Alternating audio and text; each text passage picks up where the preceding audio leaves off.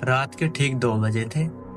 National highway 48 पर दूर दूर तक कोई भी रोशनी दिखाई नहीं दे रही थी, सिवाय मेरी कार की हेडलाइट के। बारिश बहुत तेज थी, तो कोहरे की वजह से रास्ता ढूंढने में परेशानी हो रही थी। मैं दिल्ली से जयपुर जा रहा था। मुझे इतनी थकान हो गई थी कि अब मेरी आंखें धीरे धीरे बंद होने लगी थी। तभी मैंने उसको देखा। सड़क के किनारे एक सफेद साड़ी में औरत खड़ी थी।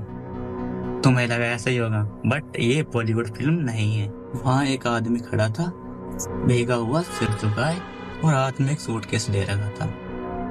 तो उसने मुझसे लिफ्ट मांगी।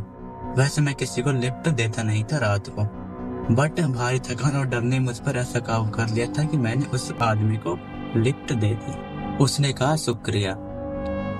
उसका गला रुका हुआ था, जैसे उसने कई सालों से बात ना की हो। मैंने शीशे में से जैसे उसके चेहरे को देखा तो मुझे चेहरा धुंधला दिखाई दे रहा था। शायद कार में अंधेरे की वजह से उसका चेहरा मुझे धुंधला दिखाई दिया हो। मैंने पूछा कहाँ जाना है। उसने सिर उठाया और मिरर में सीधे मेरी आंखों में देखा।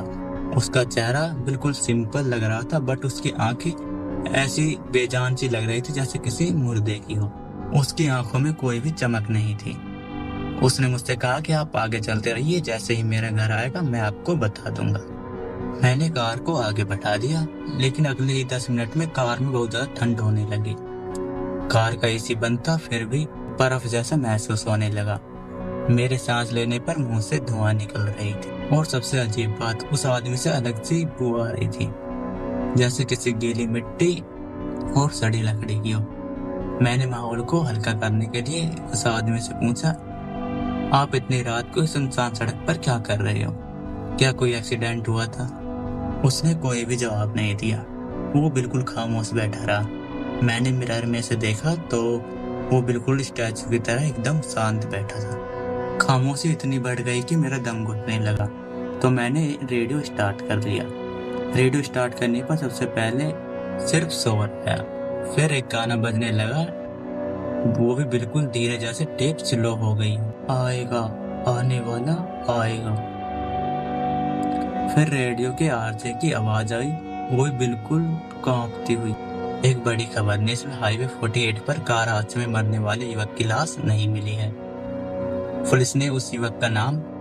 उसी वक्त मेरी कार की हेडलाइट एक बड़े से बोर्ड पर पड़ी, जिस पर लिखा हुआ था highway 48 work in progress, road closed.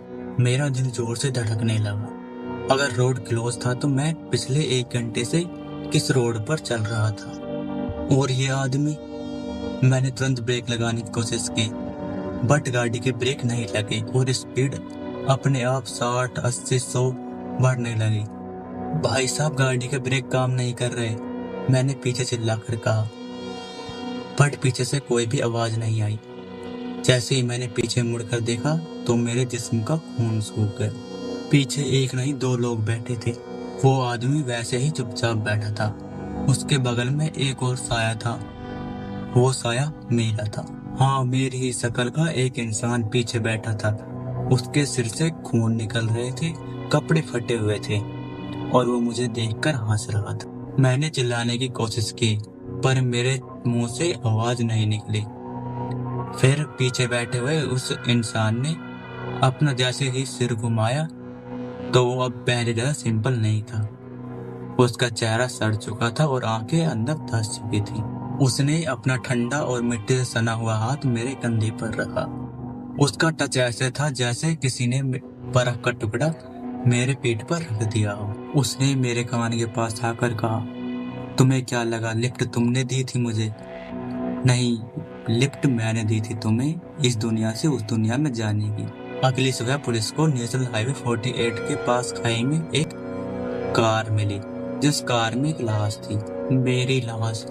Steering wheel पर मेरा सर झुका हुआ था। लेकिन पुलिस को एक और चीज मिली जो उन्हें समझ नहीं आई। कार पर किसी के अंदर से नाखून खुरचने के निशान थे, जैसे कोई अंदर से बाहर जाने की कोशिश कर रहा था। तो अगली बार रात को 2 बजे नेशनल हाईवे से गुजर रहे हो और आपको लगे कि आप अकेले हैं, तो एक बार पीछे मिरर में जरूर देख लेना, क्योंकि शायद आप अकेले ना हो। तो अगर आपके पास भी ऐसी ही एक्साइटिंग हॉरर स्टोरी है तो मुझे आप मेरे टेलीग्राम लिंक पर शेयर कर सकते हो। आपको ये लिंक मेरे वीडियो के डिस्क्रिप्शन में मिल जाएगा। तो मिलते हैं नेक्स्ट वीडियो में ऐसी किसी एक्साइटिंग हॉरर स्टोरी के साथ। तो आई होप आपको ये वीडियो काफी पसंद आई होगी। ऐसे ही वीडियो के लिए चैनल को सब्सक्राइब कर लीजिए एंड वीडियो को लाइक कर लीजिए।